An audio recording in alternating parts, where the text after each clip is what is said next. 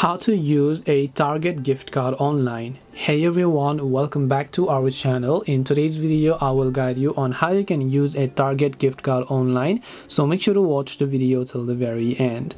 So if you would like to use a Target gift card online, it is actually quite very simple to do so. Just make sure to open up your browser, then go to target.com and log into the account.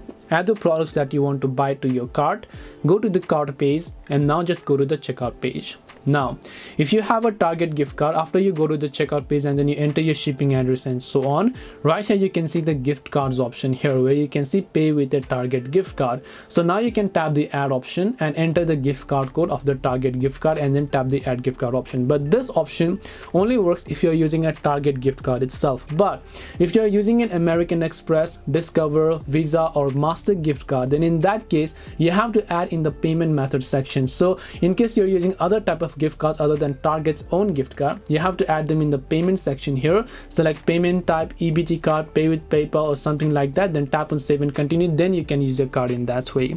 This way you can use a Target gift card online. Hope this video was very helpful. If you have got any more questions, then feel free to leave them down below. Thank you for watching till the end of this tutorial and see you soon in our next video.